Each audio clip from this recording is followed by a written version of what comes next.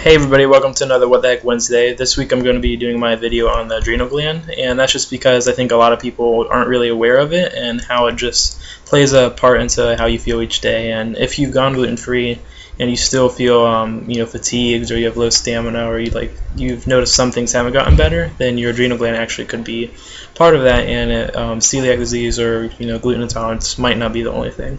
So what I was going to do in this video is just explain a little bit about the adrenal gland and how it's affected and how it plays into your daily life, and also some things you can do to correct adrenal fatigue, which everyone can deal with, and just things you can do to have good adrenal health.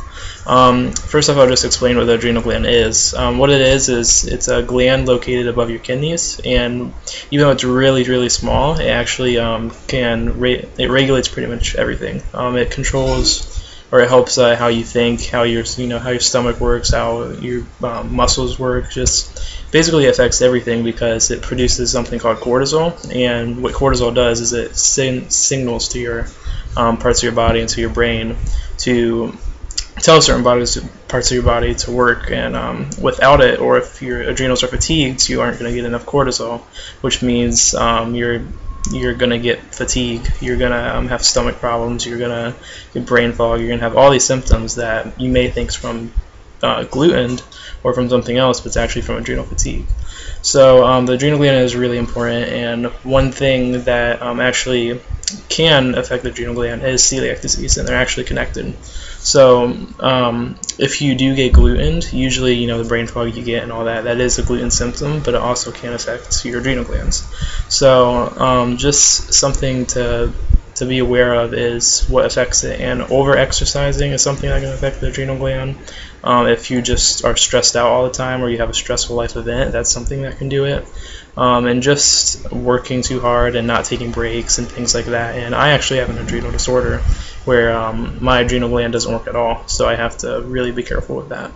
But just things to be aware of for adrenal fatigue is just fatigue is the biggest one, obviously, adrenal fatigue, and just brain fog, and also just a lot of energy symptoms. Some things you can do that help with adrenal fatigue is you can get vitamin D, which actually helps, which a lot of people with celiac disease are already low in vitamin D, so that helps. And that can just be from going out in the sun, or just getting supplements or things like that. And also sugars are something that affects your adrenal glands, so managing your sugars, and instead of 3 large meals, having 6 small ones, and just trying to avoid caffeine, trying to avoid high sugary things. Just sticking to natural foods is really the best thing you can do to help your adrenal gland.